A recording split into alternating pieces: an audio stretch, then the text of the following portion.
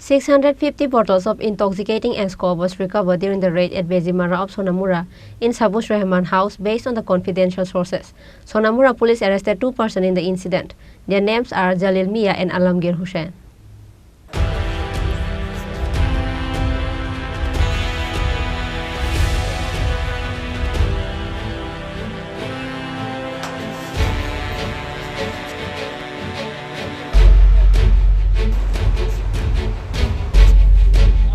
On Thursday night, a secret information was sent to Usi Paritos Das of Sonamura police station that numbers of intoxicating cough syrup was kept at the house of Sabus Rahman of Bezimara. As soon as he received the information, Usi Paritos Das directly went ahead in his duty and raided the house of Sabus Rahman along with the police officers. Meanwhile, during the raid, 650 bottles of intoxicating Eskuf was recovered. Sonamura police arrested 2 persons in the incident. Their names are Jalil Mia and Alamgir Hussain. Jalil Mia is from Baramura under Jatrapur police station and Alamgir Hussain is from Baspukur area. The worth of the seized cough syrup is 5 lakh in the market.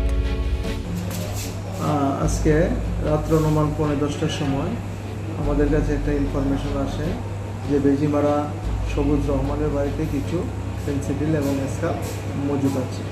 এই খবরের ভিত্তিতে PS staff, DIB staff সহ TSR সহ red করা হয়। Red করার পর তার বাড়ি থেকে টোটাল 650 বোতল এসকাপ এবং ফেন্সিডিল মিলে আমরা উদ্ধার করি এবং 2 জন লোককে আমরা আটক করি, যার নাম হলো, একজনের নাম জলিল মিয়া, বয়স 45, আলমগীর হোসেন, যার বয়স 36। দুজনের বাড়ি যাত্রাপুর পিএসের আন্ডারে। মালগুলি বাজার মূল্য কালো বাজার মূল্য হবে 5 লক্ষ টাকার মতো। যেই বাড়ি থেকে মালগুলো উদ্ধার হয়েছে ওদের কি কোনো কিছু ইন্টারোগেশন বা ওদেরকে কোনো কাউকে কি অ্যারেস্ট করা হয়েছে এমন কোনো কিছু আপনাদের কাছে খবর রয়েছে কিনা? না, এখন পর্যন্ত অ্যারেস্ট হয়নি।